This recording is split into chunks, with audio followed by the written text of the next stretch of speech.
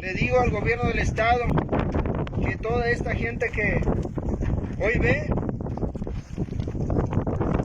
si no cumple con esa exigencia,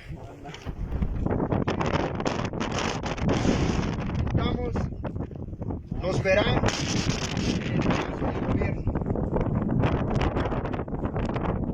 No nos podemos estar callados por toda esta injusticia que ha estado pasando, no nada más en este Camino Jardín, sino que ha estado pasando por otras necesidades que aqueja a la comunidad.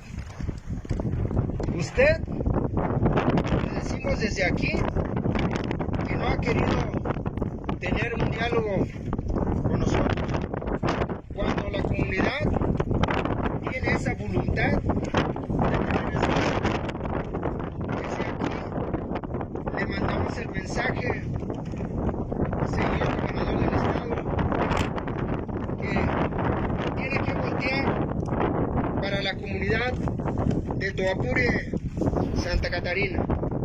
Tiene que voltear en el sentido de que durante su administración no ha existido ningún apoyo de ninguna índole. En esta ocasión estamos aquí exigiendo la sentencia que ganó la comunidad. No puede ser posible de que construya 1 kilómetro por año.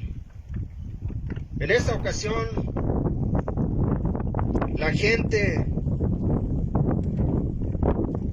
se ha hartado de todo esto que ha estado pasando, cuando con unas fotografías usted ha estado politizando que la construcción se ha estado haciendo de la manera correcta, desde el kilómetro 0 hasta donde culmina su administración. Basta de estar echando mentira a la gente. La gente sabe todos los avances.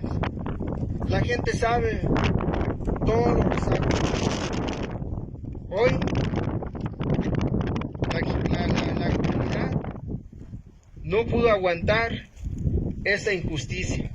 Desde aquí se manifiesta. Desde aquí le manda el mensaje. Si no cumple, nos verá en el Palacio de Gobierno. Muchísimas gracias.